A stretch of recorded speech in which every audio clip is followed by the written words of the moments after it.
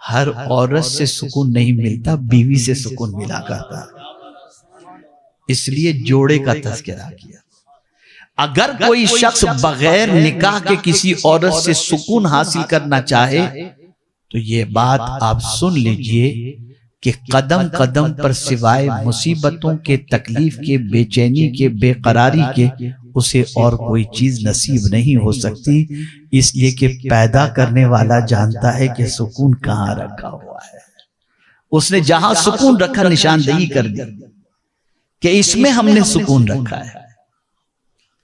तो मेरे प्यारे आका सल्लल्लाहु ताला अलैहि वसल्लम के प्यारे दीवानों, एक सोच सबसे पहले मर्द और खवातीन ये बना लें कि किसी से नाजायज ताल्लुकात ख्वाहिश की तकमील के लिए अगर कोई करे तो जिंदगी में उसको सुकून कभी नसीब नहीं हो सकता।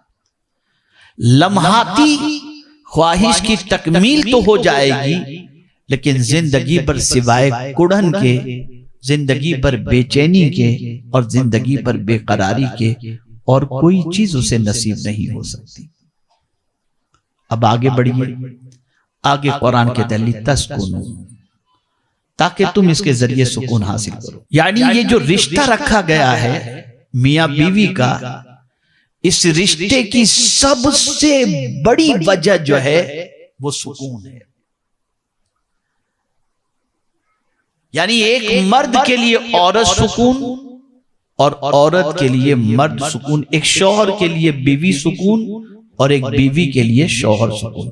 ये सुकून अल्लाह ने इन दोनों के अंदर रखा है।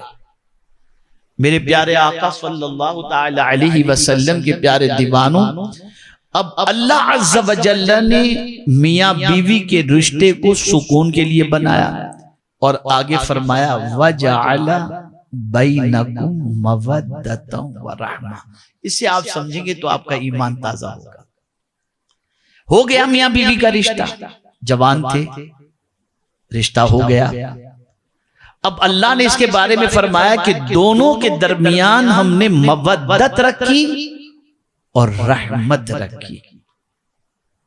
वजअल बैनकुम मवद्दा, मवद्दा के अंदर मोहब्बत।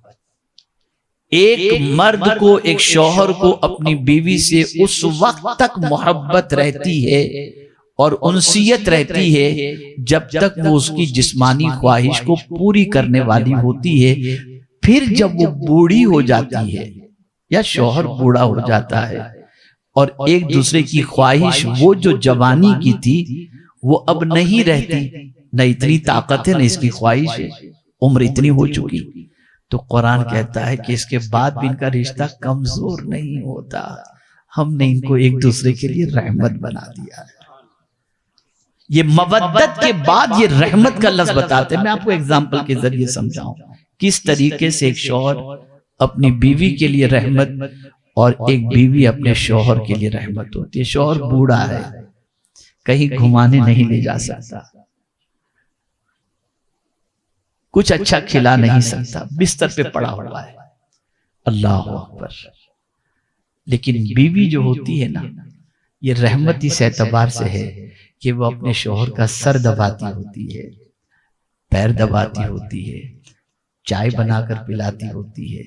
ये है रहमत। ऐसे ही शौहर, हमारे साथ एक साथी इस वक्त मेरे साथ सफर में, मैं उनका नाम नहीं लेता, इत्तेफाक से सफर के दौरान, सफर के बाद जब हम पहुंचे मालेगांव, तो उन्होंने मेरे पैरों में थोड़ा सा वरम देखा और रास्ते के अंदर थोड़ी सी गुफ्तगू पैर के दर्द की चली रही थी, तो बरजस्ता उन्होंने कहा कि हजरत मेरी बीवी के पैर का दर्द भी मुझसे नहीं देखा जाता।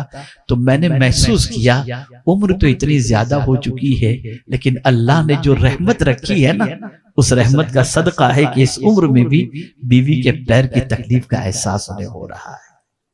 ये रहमत है, ये रहमत है।